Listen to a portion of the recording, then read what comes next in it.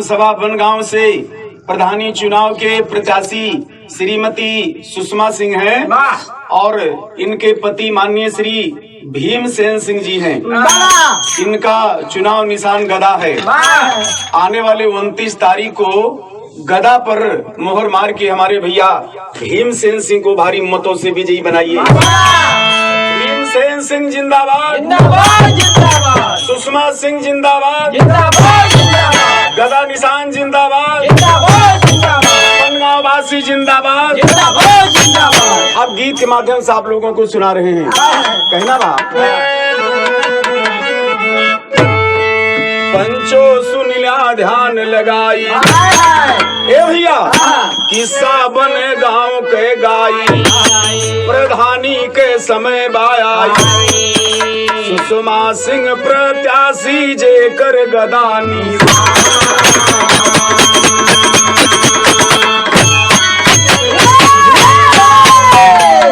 जे कर गदा निशानी है सब सुन लिया ध्यान लगाई हाथ जोड़ के सब भैया से अर्जी यही लगाई 29 अप्रैल दिन की फेंका एक तालिया बनाई जहाँ पे देखा गदा निशानी मोहर दिया लगाई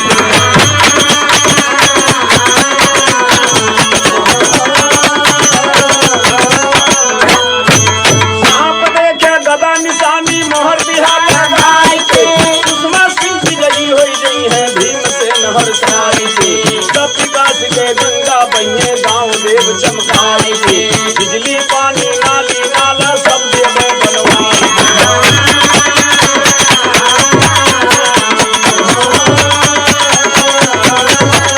बिजली पानी नाली नाला सब देव बनवाई के गली गली में आरसीसी गली गली में आरसीसी और खड़ंजा देव लगवाई के गांव से लेके मेन मार्ग तक सड़क भी अब बनवाई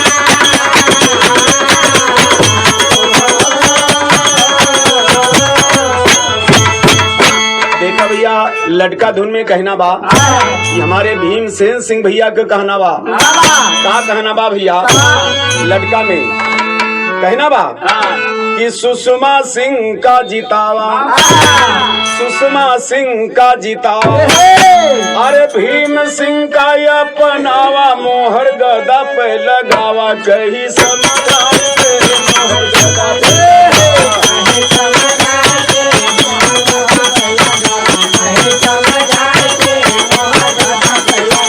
कहीं समझाए के मोहर गदा पे लगावा कहीं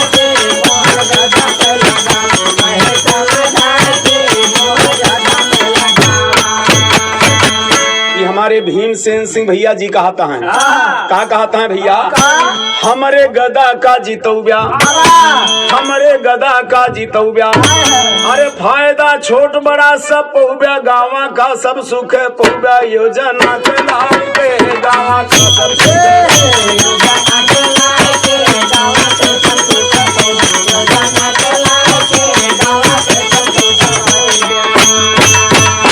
नई नई योजना लाऊब अरे विकास गांव के करवाऊ गाँव स्वर्ग से बनाऊ सुना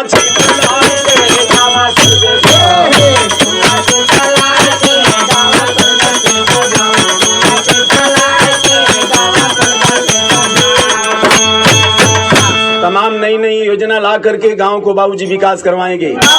एक बात और इनका कहना बा कि राशन कार्ड न होए बेकार ये भीमसेन सिंह भैया का कहना बा कि राशन कार्ड न होए बेकार अरे कोटेदारी है हमार सबके पेंशन दे बनवाए घरे घरे जाई के सबके पेंशन दे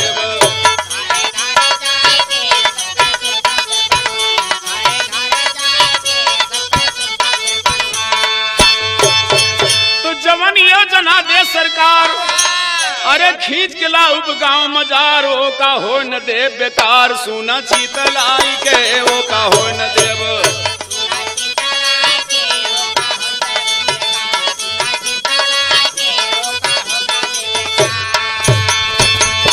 एक बात और बा भैया सबके जाप कार्ड बनवाऊ अरे वृक्षारोपण करवाऊ काम नरेगा माँ देवाऊ पैसा मिले धाई के काम नरेगा माँ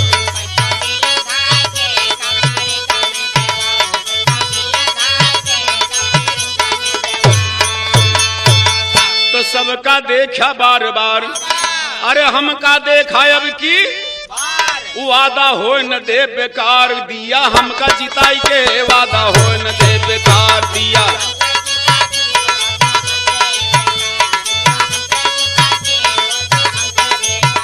दिया जिताई के वादा हो न दे बेकार दिया।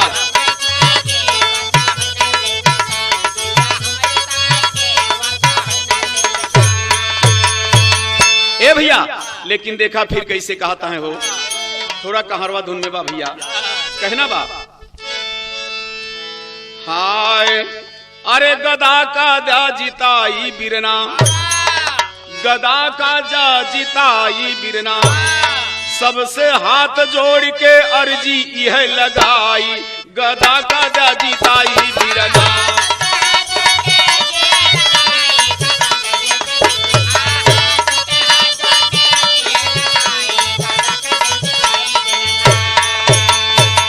ए भैया पूरब पश्चिम उत्तर दक्षिण चारों पट्टी के भाई पूरे गांव भर से निवेदन कर रहे हैं, उस सर्व समाज से निवेदन कर रहे हैं, वो चाहे जौन पट्टी हो बनगांव में, क्योंकि बहुत पट्टी बा। पूरब पश्चिम उत्तर दक्षिण चारों पट्टी के भाई, माता चाची चाचा भैया, अरे भौजी से अर्जी कोनो गलती होए तो माफ किया बिसराई, गदा गदा जिताई बिरना।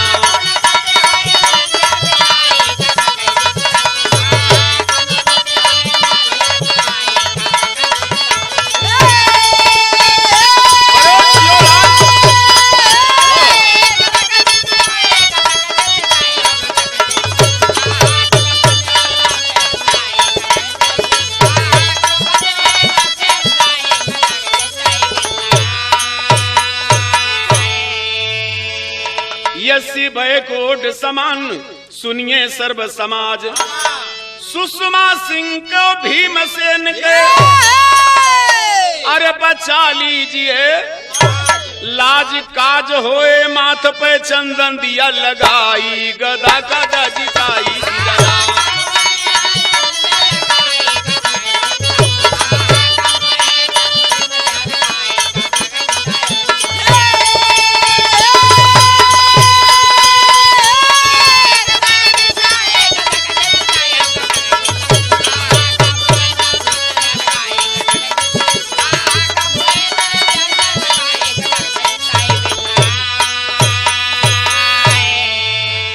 एक बार विजय टीका श्रीमती सुषमा सिंह के लगा दीजिए और हमारे भीमसेन सिंह भैया के मान सम्मान को बढ़ा दीजिए। और देखे बाबूजी पापड़ की लाइन में बा पति बढ़ा के,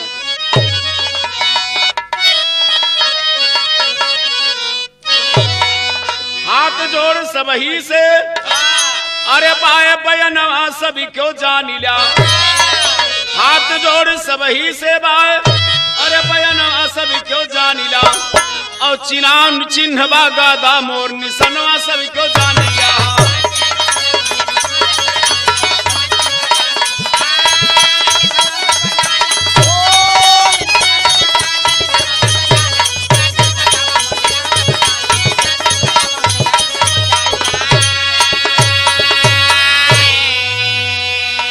एक बात बा भैया,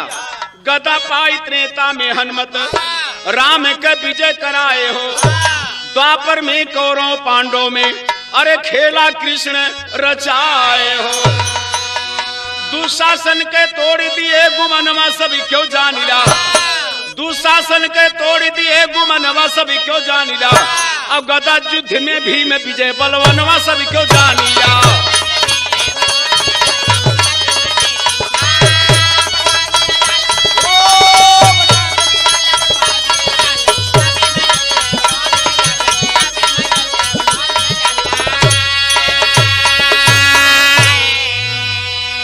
आखिर में एक लाइन और कहना है, सभी ग्रामवासियों से कहना है, भीमसेन सिंह की तरफ से कहना बा, का कहना बा भैया, कहना बा अरे गांव के विकास जब करावई के परी, और भीमसेन वाले गदा के जितावई के परी।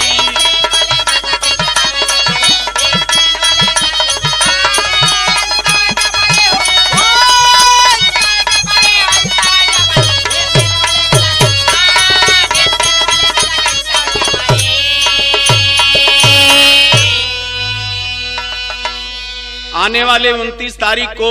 अप्रैल को बाबूजी और भारी मतों से गदा निशान पर मोहर लगा के श्रीमती सुषमा सिंह और माननीय श्री भीमसेन सिंह को विजयी बनाइएगा। इसी के साथ साथ बहुत बहुत धन्यवाद।